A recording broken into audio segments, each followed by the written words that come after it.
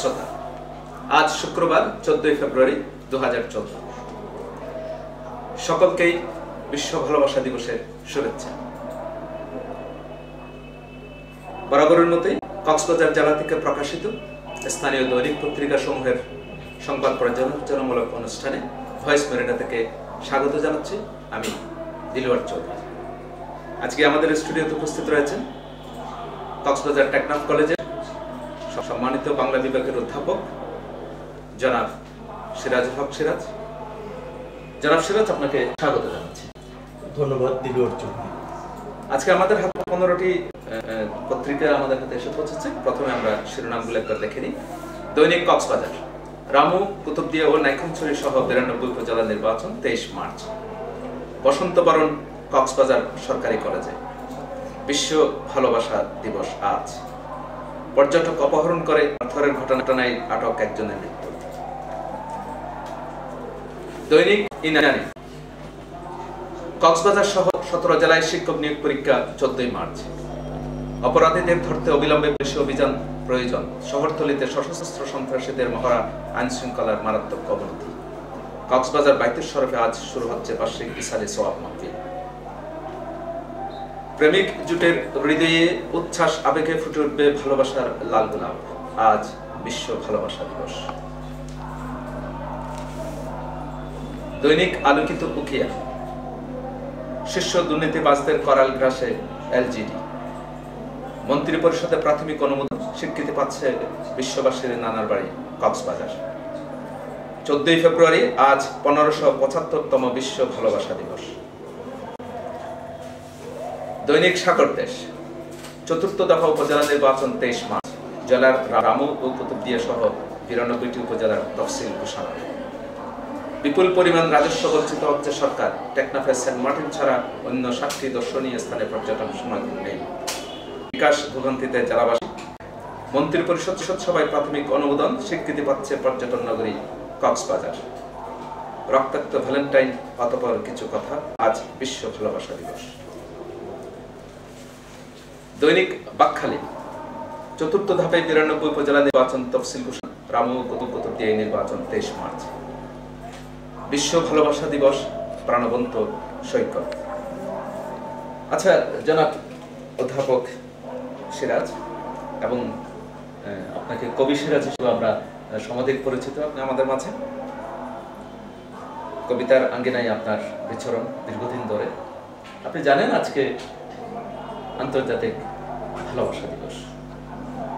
রবি ঠাকুরের ভাষায় যেটা বলতে হয়, তোমরা যে বলো দিবস রজনী, ভালোবাসা ভালোবাসা সখী, ভালোবাসা কারে হয়। এই যে আমরা সকলেই ভালোবাসার সঙ্গে পাচ্ছি, ভালোবাসা খুঁজছি, কেউ বেদনায়, কেউ আনন্দে, কেউ উপভোগে এই ভালোবাসা হতে হতে পারছে। আপনার দৃষ্টিতে আজকের ভালোবাসা দিবসে আপনার অনুভূতিটা কি? চমৎকার বলেছেন আপনি, বিশ্বকবি রবীন্দ্রনাথের উদ্ধৃতি দিয়ে। আসলে ভালোবাসা এমন এক অগ্নি, যেটাকে ইচ্ছে করলে জ্বালানো যায় না, আবার ইচ্ছে করলে নেভানো যায়। এই যে ভালোবাসা নিয়ে পৃথিবীর আবার মনে হয় প্রত্যেকটা কবি তার কবিতা রচনা করেছেন, গীতিকার গান রচনা করেছেন, আর প্রেমিক যাপন করেছেন একেবারে অনিরুদ্ধ প্রহর। আজকে যে ভালোবাসা দিবস, এই ভালোবাসা দিবসে আমি ভয়েস মেরিনার যারা দর্শক শ্রোতা রয়েছেন তাদেরকে আমার ব্যক্তিগত পক্ষ থেকে ভালোবাসা জানাই। পাশাপাশি বিশ্বের তাবৎ প্রেমিক এবং প্রেমিকাদের বা যারা ভালোবাসায় নিমগ্ন তাদেরকেও আমি আমার পক্ষ থেকে উষ্ণ অভিনন্দন জানাই। আসলে ভালোবাসা একটা বিনাশী খেলা। অনেকটা সময় কবিরা বলেন যে ভালোবাসা হচ্ছে অনেকটা ঈশ্বরের দীর্ঘশ্বাসের মতো, যাকে স্পর্শ করে সে আর নিজের মতো থাকতে পারে না। অন্যের আবেগ, অন্যের ভালো লাগার জন্যে বা নিজের ভালো লাগায় আরেকজনকে দেখবার জন্যে একটা তুমুল আবেগ, একটা তুমুল অনুরণন নিজের ভেতরে বুনে বুনে যায়। আর দীর্ঘশ্বাসকে পাঠ করে করে যান। এই যে ভালোবাসা, আসলে ভালোবাসার কোনো সুনির্দিষ্ট সংজ্ঞা নেই। ভালোবাসার সংজ্ঞা হচ্ছে ভালোবাসায়। এই ভালোবাসাটাকে যেমন বুদ্ধদেব বসু কবি, তিনি বলছেন যে একটি কথার দ্বিধা থরথর জোরে ভর করেছিল সাতটি অমরাবতী, একটি নিমেষ দাঁড়ালো স্মরণে জোরে, থামিল কালের চিরচঞ্চল গতি। ভালোবাসার মানুষটি যখন কাছে এসে দাঁড়ায় তখন মনে হয় যে পৃথিবীর সমস্ত গতি থেমে গেছে, শুধু আমিই বহমান, আমার ভালোবাসাই বহমান। নিজের উপর দিয়ে ভালোবাসাকে প্রায় সকল মানুষের ভেতরে, সকল মানুষই তো কবি। সকল মানুষের কেউ প্রকাশ করছে, কেউ হয়তো প্রকাশ করতে পারছে না, হৃদয়ের ভেতরে হয়তো লালন করছে। সেই কবিতার সৃষ্টিটাই হচ্ছে ভালোবাসা থেকেই। আবার প্রকৃতি বলেন, মানুষ বলেন, জীব বলেন, প্রাণীকুলের সকল ক্ষেত্রেই ভালোবাসা ছড়িয়ে আছে, অসাধারণ ভাবে ছড়িয়ে আছে। ভালোবাসার আমরা তো সাধারণত যেটা মনে করি, মনে হয় ভালোবাসার কথা আসলেই মনে হচ্ছে যেন একটা তরুণ তরুণী প্রেমিক যুগল, একটা এই ধরনের একটা চিত্রকল্প আমাদের চোখের সামনে এসে। আমরা কি আমাদের যেমন যারা সিনিয়র সিটিজেন আছে, আমাদের বয়োজ্যেষ্ঠদের মধ্যেও কি ভালোবাসার তো বিভিন্ন ধরনের রকম ফের করতে পারে? আপনার কি মনে হয়? না, আমি আমার দৃষ্টিকোণ থেকে বলবো, যেমন জীবনানন্দ দাশ কবি, তিনি তার একটি কবিতাতে বলছেন, মানুষ কাউকে চায় তার সেই নিহত উজ্জ্বল, ঈশ্বরের পরিবর্তে অন্য কোনো সাধনার ফল। এই যে একটা কবিতার একটা পংক্তিমালা জীবনানন্দ দাশের, এই পংক্তিমালাটাকে কিন্তু আমি টোটালি বিশ্বাস করি। একজন মানুষ যখন প্রেমে পড়ে তখন কিন্তু একটা সময়ে সে কিন্তু ঈশ্বরকেও চায় না, অনেক সময় তার প্রেমের মানুষটিকেই, ভালোবাসার মানুষটিকেই খুঁজে বেড়ায়। এমনকি আমার বিশ্বাস সে তার ভালোবাসার মানুষটিকে যতটা কল্পনা করে তার চেয়ে অধিক তার স্রষ্টা কিংবা তার অনেক নিকট আত্মীয়দেরকেও তিনি সেভাবে কল্পনা করেন না, যেভাবে তার ভালোবাসার মানুষটিকে প্রেমে পড়লে কল্পনা করে। আচ্ছা, এক্ষেত্রে আমি রবীন্দ্রনাথের যেটা বলছেন, আপনি হয়তো কবিতার সাথে আছেন, রবীন্দ্রনাথের যে উত্তরণটা আমরা দেখেছি ভালোবাসা, তিনি প্রথম দিক যৌবনে নারী এবং প্রকৃতির প্রতি তার ভালোবাসার একটা প্রকাশ ভঙ্গি আমরা তার রচনায় দেখতে পাই। ক্রমান্বয়ে সেটা দেশমাতৃকার দিকে তার সেই ভালোবাসার ধাবমান ছিল। একেবারে শেষ বয়সে তার সেই ভালোবাসার টানটা ঈশ্বরের প্রতি, একেবারে বিশ্ব নিয়তির প্রতি তার ভালোবাসার টানটা গেছে বলে আমার ধারণা। হ্যাঁ, চমৎকার বলেছেন। এই ব্যাপারে আরেকটি গান আমাকে খুব স্পর্শ করে, যে তুমি যে সুরের আগুন লাগিয়ে দিলে মোর প্রাণে, সে আগুন ছড়িয়ে গেল সবখানে সবখানে সবখানে। একজন মানুষ যখন আসলে প্রেমে পড়ে, প্রেম যখন স্পর্শ করে একজন মানুষকে, সেই প্রেম কিন্তু শুধুমাত্র প্রেমে আর নিবদ্ধ থাকে না, সেটা একটা অসীম একটা চেতনায় সে অভিষিক্ত হয়ে যায়। সেটা আপনি ব্যক্তি প্রেমে বলেন, সমাজ প্রেমে বলেন, দেশ প্রেমে বলেন, কিংবা স্রষ্টার প্রেমে বলেন, সে আগুন ছড়িয়ে গেল সবখানে সবখানে সবখানে। আমি প্রেমে পড়লাম আপনার, এই প্রেম আমাকে স্পর্শ করার সাথে সাথে আমি মানবিক হয়ে উঠলাম, মানবতাবাদী হয়ে উঠলাম, আমার ভিতরে এক মহৎ জাগ্রত হতে থাকলো, সেই মহান মহৎ রূপ নিল, এবং সেই মহানের মধ্যে আমি অভিষিক্ত হব। সেটাই আসলে এই আমাদের যেমন আজকের দিনটার কথাই বলি, 14 ফেব্রুয়ারি আমাদের বাঙালিদের জন্য অত্যন্ত উৎসব মুখর বিষয়। এটা শুধুমাত্র বিশ্ব ভালোবাসা দিবস বলে, এখানে বেশ কিছু সম্মিলন ঘটেছে বলে আমার ধারণা। যেমন বসন্তের দিন, ফাগুন এসেছে, কৃষ্ণচূড়ায় আগুন জ্বালিয়ে দিয়েছে আমাদের প্রকৃতিতে, আমাদের সকলের হৃদয়ে মননে। আবার এই মাসটি হচ্ছে আমাদের ভাষার মাস। এই তিন ধরনের উৎসবের বিষয়টি আমাদের এই মাসটাতে, এই দিনটাতে সম্মিলন ঘটেছে।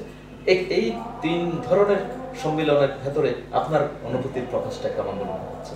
আসলে একদিকে ভালোবাসা দিবস, আরেকদিকে ভাষার জন্য আমাদের যে অবদান, যে ভালোবাসা, যে ত্যাগ, ভালোবাসার কারণেই সেই ত্যাগ, ভাষার ভালোবাসা, ভাষার প্রতি ভালোবাসার কারণেই আমাদের সেই আগের প্রজন্ম আজকে সালাম বলেন, বরকত বলেন, তারা ত্যাগ স্বীকার করেছে।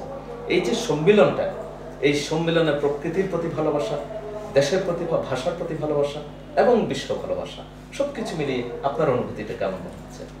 যে আব্দুল হাকিম একজন কবি, তার কবিতার দুটো লাইন, যে যেজন বঙ্গেতে জন্মে হিংসী বঙ্গবাণী, সেজন কাহার জনম নির্ণয় ন জানে।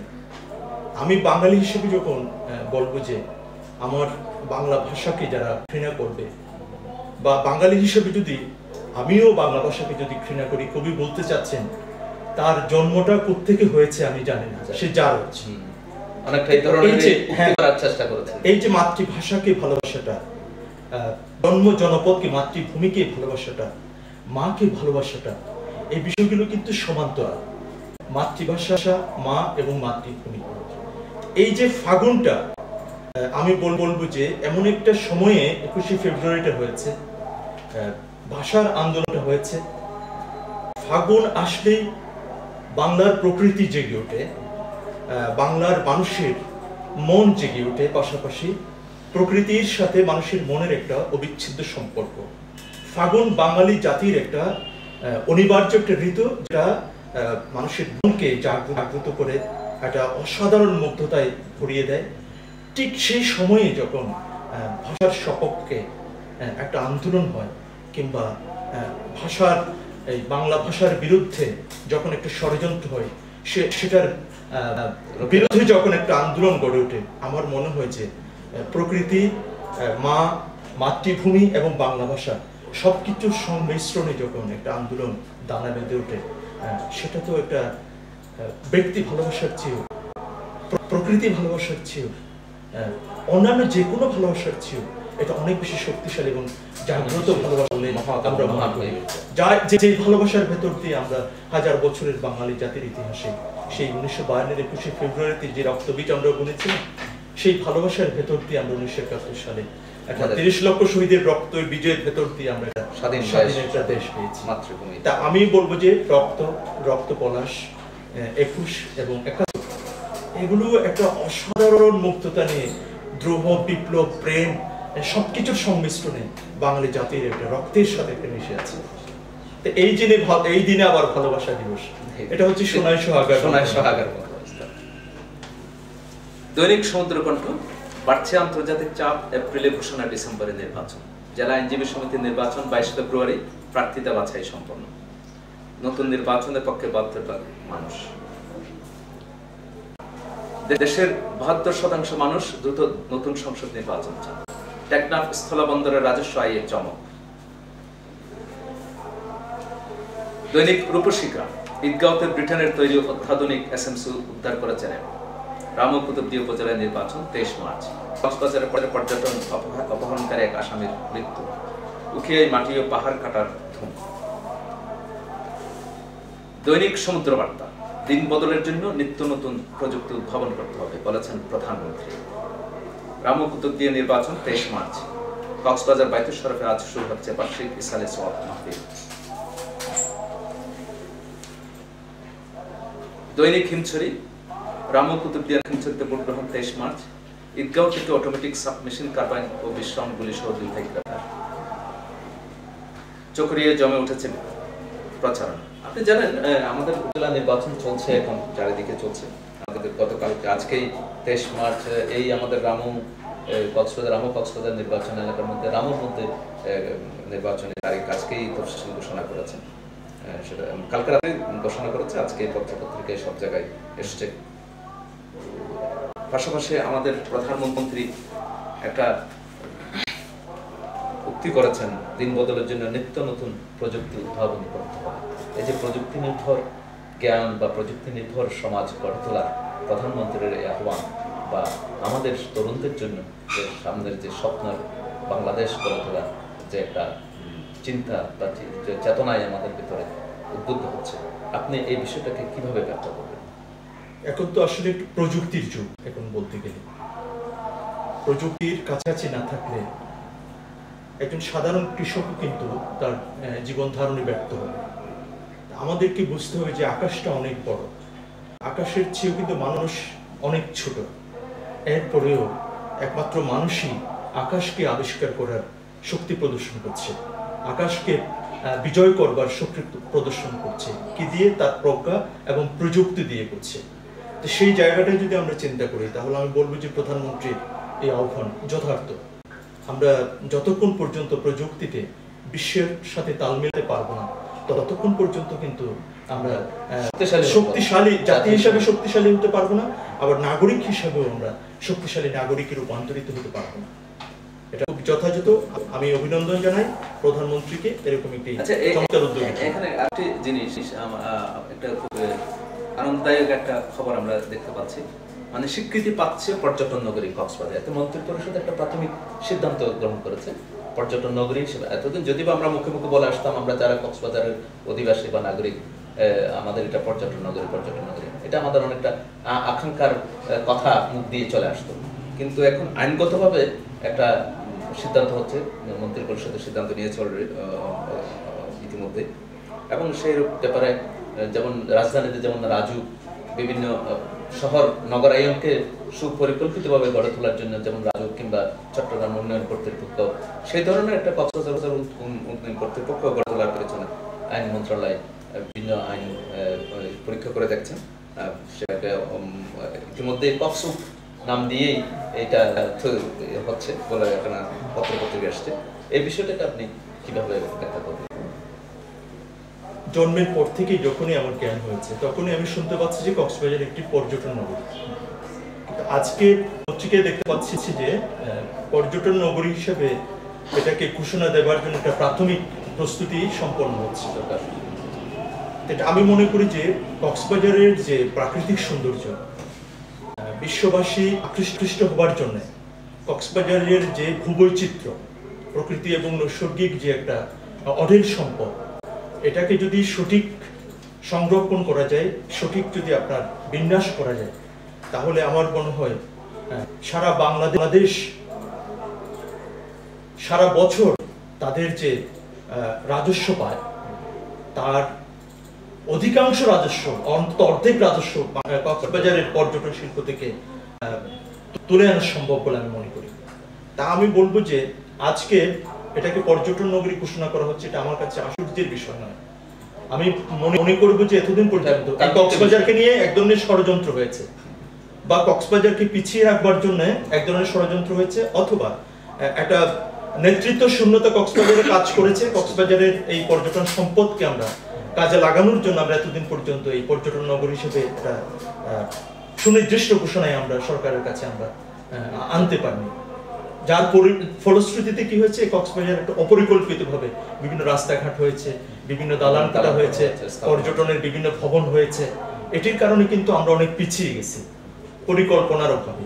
তবু এখন একটা দেরিতে হলেও যে পর্যটন নগরী করবার জন্য একটা উদ্যোগ নেওয়া হচ্ছে। এখানে পাশাপাশি আমি একটু বলতে চাই, আপনি যে পর্যটন নগরী থেকে যে রাজস্বের কথা বললেন, যে দেশের উন্নয়নের কথা বললেন, আমাদের একটা পাশাপাশি একটা চমৎকার একটা আনন্দদায়ক বিষয় আছে, টেকনাফ স্থলবন্দরের রাজস্ব আয়ের চমক। অর্থাৎ গত এক মাসে, জানুয়ারি মাসে যে রাজস্ব আয় করেছে, এটা সর্বকালের, অর্থাৎ স্থলবন্দরে সর্বকালের বৃহৎ রাজস্ব আয় বলে ইতিমধ্যে এই পর্যন্ত সবচেয়ে বেশি পরিমাণ রাজস্ব আয় এখানে পত্রপত্রিকা আমরা পাচ্ছি। এটাও আমাদের জন্য একটা আনন্দদায়ক বিষয়। বা এই ব্যাপারটাকে আপনি কক্সবাজারকে নিয়ে যখন আমরা চিন্তা করি বৃহত্তর পর্যায়ে, আপনি কক্সবাজারের প্রত্যেকটা বিষয় থেকেই আনন্দদায়ক সংবাদ আপনি খুঁজে পাবেন, জনগণকে আপনি দিতে পারবেন। কিন্তু হয়েছেটা কি প্রকারান্তরে যে সরকারই আসুক না কেন, দেখা গেছে যে রাজস্বটা সবচেয়ে বেশি আদায় হয়েছে কক্সবাজার থেকে, কিন্তু উন্নয়নের ক্ষেত্রে, শিক্ষা সংস্কৃতির উত্থানের ক্ষেত্রে সবসময় পিছিয়ে রাখা হয়েছে কক্সবাজারকে। আপনি দেখুন কক্সবাজারের পর্যটন নগরী, এটা কক্সবাজার আজকে ঘোষণা আসছে, এই যে রাজস্ব আদায় হচ্ছে সর্বোচ্চ, কিন্তু আপনি শিক্ষা ক্ষেত্রে দেখুন কক্সবাজার জেলার মাত্র দুটো মাত্র কলেজ আপনার সরকারি আছে। এখানে এত বড় একটা অঞ্চল, আর কোনো সরকারি কলেজ নেই। স্কুলের দিকে দেখুন, আপনি দেখবেন সর্বসাকুল্যে হয়তো কক্সবাজারের বাইরে হয়তো দুটো কিংবা তিনটি উপজেলায় আপনি তিনটি হয়তো সরকারি স্কুল পাবেন।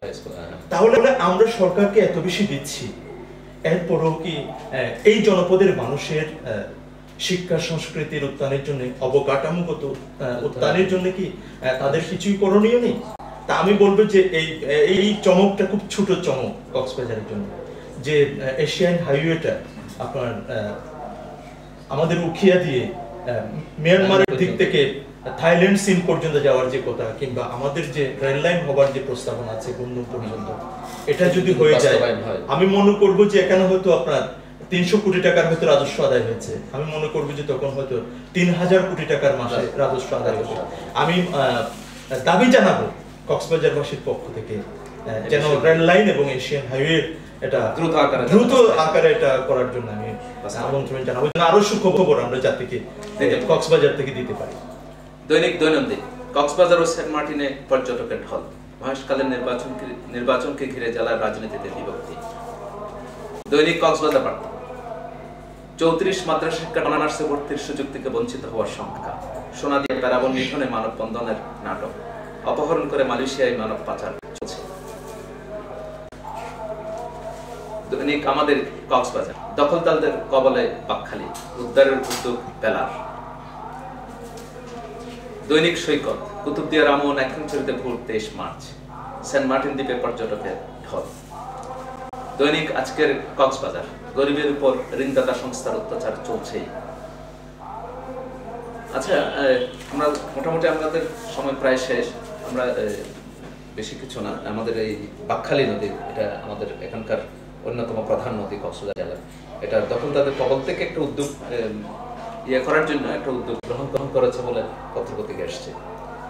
এই বিষয়টাকে আপনি কিভাবে ব্যাখ্যা করবেন? যদি বাকখালীর বিষয়টাকে, বাকখালী নদীর যে বিষয়টা, যে নদীমাতৃক দেশ অথচ আমাদের এখানে অন্যতম একটি প্রধান নদী আছে, 2টি নদীর মধ্যে এই নদীর উপরে নির্ভর করেই আমাদের এখানে ফসলাদি জমি চাষাবাদ থেকে শুরু করে মানুষের যে জীবনযাপন, এই জনপদের জীবনযাপন অনেকাংশে নির্ভর করে এই বাকখালী নদীর উপর। এই বিষয়টাকে আপনি আপনার এখানে মন্তব্যটা? বাকখালী নদী আসলে এটা উদ্যোগ নিয়েছে একটা এনজিও সংস্থা বেলা মনে করে। এটা আমি মনে করবো যে আমাদের রাজনীতিবিদদের জন্য একটা অপমানজনক একটা ব্যাপার বিষয়, যে এখান থেকে এত রাজনীতিবিদের জন্ম হচ্ছে, নির্বাচন অংশগ্রহণ করছেন, তারা জনগণের রায় নিয়ে যাচ্ছেন বাকখালীকে রক্ষা করবার জন্য, আর বাকখালীকে রক্ষার জন্য আজকে উদ্যোগ নিতে হচ্ছে একটা এনজিও সংস্থাকে। আমি তাদেরকে স্বাগত জানাই, পাশাপাশি আমি খুব দুঃখ প্রকাশ করি রাজনীতিবিদদের এরকম নির্জীব ভূমিকার জন্য। যে বাকখালী এটা হচ্ছে মনে করেন, আমি মনে করি যে বাকখালীটা কক্সবাজার, যদি আমি যদি কক্সবাজার হই, বাকখালীটা আমার হৃৎপিণ্ডের মতো একটা, কারণ বাকখালী এখানকার ইতিহাস ঐতিহ্যের সাথে এভাবে মিশে আছে। শুধু ইতিহাস ঐতিহ্য না, আপনি ব্যবসা বাণিজ্যের কথা বলেন, সামাজিক পর্যটন সবকিছু মিলিয়ে বাকখালীকে শুধু বেলা কেন, আমাদের একেবারে সামাজিক উদ্যোগ গ্রহণ করা দরকার সকলে। বাকখালীর আপনার এটাকে সৌন্দর্যকে রক্ষা করবার জন্য, দখল মুক্ত করবার জন্য। বাকখালী শুধুমাত্র যে এটা কক্সবাজারের মানুষের সম্পদ সেটা, এটা কিন্তু আমাদের শিল্প সাহিত্যের একটা অংশ। যেমন মনে করেন আঞ্চলিকা আছে যে বাকখালী সাম্পান মাঝি মন ফারি নিয়ে, নাফদ্দুজ্জার সাম্পান মাঝি মন ফারি নিয়ে, হৈতনফারি মাঝির মন নানার ফারি দিয়ে। এই যে নদী একটা অনুষঙ্গ, এই নদী না হলে কি এই গানের জন্ম হতো? একজন প্রেমিক মাঝি কি এখানে দাঁড়াতে পারতো ভালোবাসা দিবসে বাকখালীর তীরে এসে তার প্রণয়িনীর সাথে একটু কথা বলার জন্য? কিংবা সে কি চিৎকার দিয়ে বলতে পারতো যে হালিশ মারে জার্গু সম্পান মন্তনা মানে আর ফরান নান বাধা আছে মাঝির ফরানে, ওরে কেপুরুত করে সোনা হানাই।